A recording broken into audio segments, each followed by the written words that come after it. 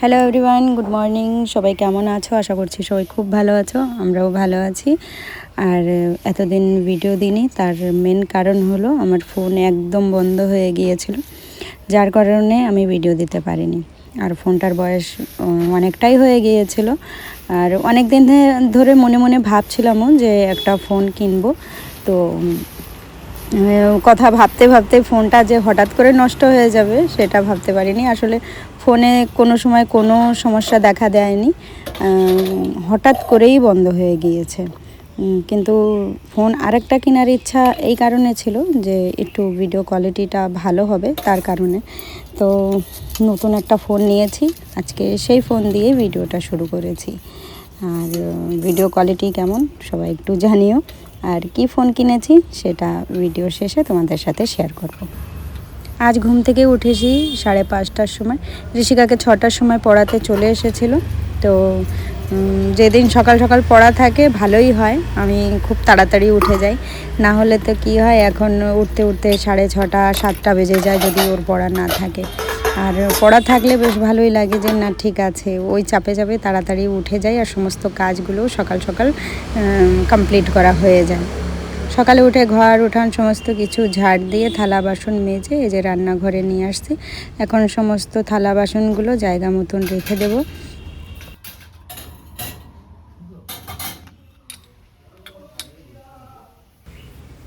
গরমের সাথে সাথে বর্ষা বৃষ্টিও চলছে। কোন সময় রোদ ওঠে, কোন সময় মেঘলা হয়ে যায়, কোন সময় বৃষ্টি হয় বোঝাই যায় না। এই কারণে জামা কাপড়গুলো এখন ঠিকঠাক মতন শুকাতে চায় না। কালকের অনেকগুলো জামা কাপড়গুলো ভিজা রয়েছে, সেইগুলো এখন বাইরে যে নেড়ে দিচ্ছি। আর বেশিরভাগ রয়েছে আমার বাবুর জামা, মানে পুরুর জামা রয়েছে। তো সেই জামাগুলো বেশি ভিজা রয়েছে। ছোট ছোট জামা কাপড় একটু মোটা মোটা টাইপের হয় আর তাড়াতাড়ি শুকাতেও চায় না। এখন চলে এসেছি ঘরে। মাস্টারমশাই পড়িয়ে চলে গিয়েছে আর এখন ভাবছি ঘরটাকে একটু পরিষ্কার করে নেব। যেহেতু আমার মাটির ঘর, 1-2 দিন পর পর এরকম মোছামুছি না করলে কোনো দিকে তাকানো যায় না, যেদিকে তাকাবে শুধু ধুলোময় আর ধুলোময়। কালকে সন্ধ্যার সময় জামা কাপড় ঠিকঠাক মতন গুছানো হয়েছিল না, তাই আলনাটা অনেকটাই এলোমেলো হয়ে রয়েছে। এখন সুন্দর করে গুছিয়ে নিচ্ছি। আর সকাল সকাল এই কাজগুলো করে নিলে সারা দিন আমি টেনশন ফ্রি থাকি। এমন না যে সারা দিনে আরও এলোমেলো হয় না, যেটুকু হয় তাড়াতাড়ি করে নেওয়া যায়, ওটুকু আর সমস্যা হয় না। সকাল সকাল যদি এই সমস্ত পরিষ্কার পরিচ্ছন্ন করে নেওয়া হয়, মনের মধ্যে একটা আলাদাই শান্তি চলে, দেখেও চোখে ভালো লাগে আর মনে হয় যে না সব ঠিক আছে। ঘরের বেড়াগুলো টিনের, কিন্তু নিচটা হচ্ছে মাটির। এই কারণে এত নোংরা হয় সমস্ত কিছু বলে বোঝানো যায় না।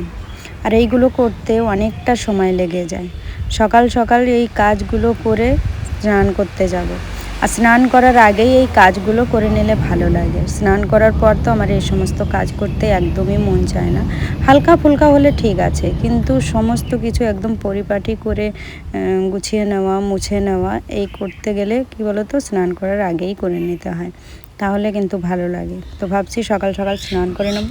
এই কারণে প্রত্যেকটা ফার্নিচার সমস্ত কিছু এখন মুছে নিচ্ছি। আর মোছার পর দেখো এই যে আমার ঘরের লুক, বেশ ভালো লাগছে। যখন মোছা হয় না তার আগেও মনে হয় যে না সব ঠিক আছে, মোছার পরে মনে হয় যে না এখন বেশি বেশি ঠিক আছে, এখন বেশি ভালো লাগছে। যাই হোক, গুছিয়ে গাছিয়ে স্নান করে এখন এই যে চলে এসেছি। সবার প্রথমে আগে আমি চুলের চিরুনি ভালো করে দিয়ে নেব, না হলে কি হয় খুব জট হয়ে যায়।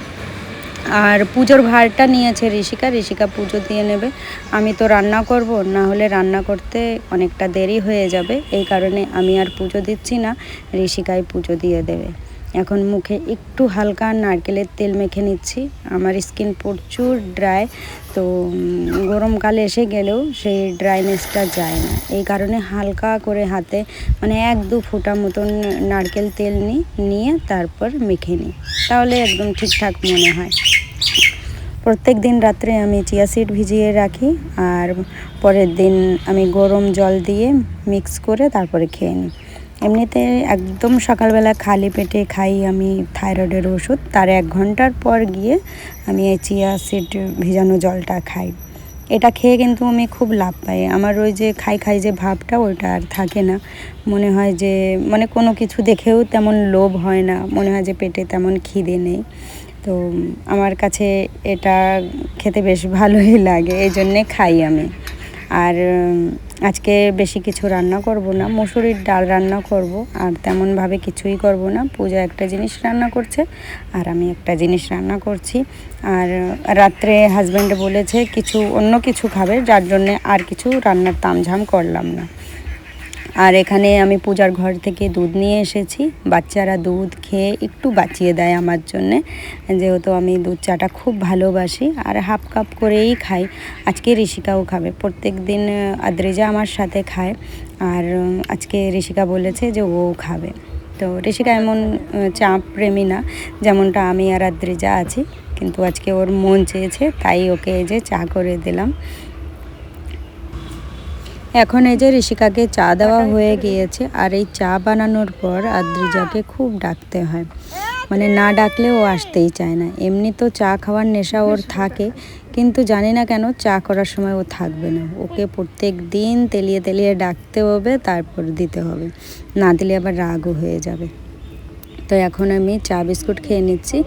আর চায়ের মধ্যে কিন্তু চিনি আমি খুব কম দিই, এতে আমারও অসুবিধা হয় না, আদ্রিজারও হয় না, দুজনের বেশ অভ্যাস হয়ে গিয়েছে। কিন্তু ঋষিকা বলে যে চিনি মানে চাতে অনেকটাই চিনি কম আছে, এতটা কম চিনি দিয়ে চা খেতে ভালো লাগে না।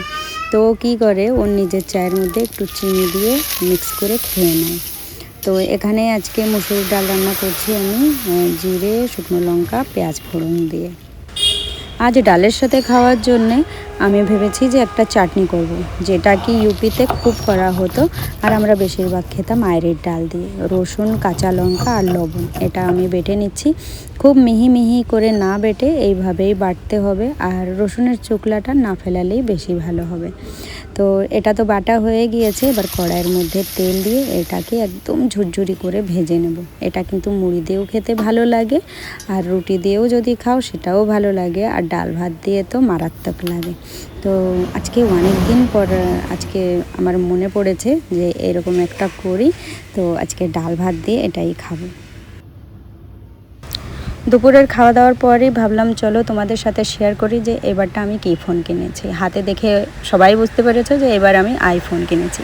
এবার আইফোন 16 কিনেছি, যেটা কি আমার জন্য অনেক দামি। আমি এটা কিনতেও চেয়েছিলাম না, আমি ওই 25 থেকে 30 বা 35-এর মধ্যেই থাকতে চেয়েছিলাম, কিন্তু বাড়ির সবাই বলেছে যে যখন অত দাম দিচ্ছিস তার থেকে আরেকটু দাম লাগিয়ে এই ফোনটা কিনেই নে।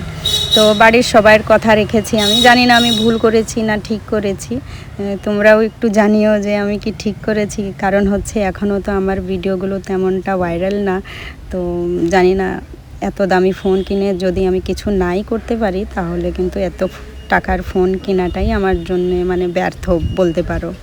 তো আমার তেমন কোনো ইচ্ছা ছিল না আইফোন নেওয়ার, আমার শখের জিনিস না, এটা শুধু দরকার, তাই সবার কথা মতন কিনলাম। তো ভুল করেছি না ঠিক করেছি তোমরা সবাই জানিও। চলো ভিডিওটাও শেষ করছি, ফিরে দেখা হবে নেক্সট ভিডিও।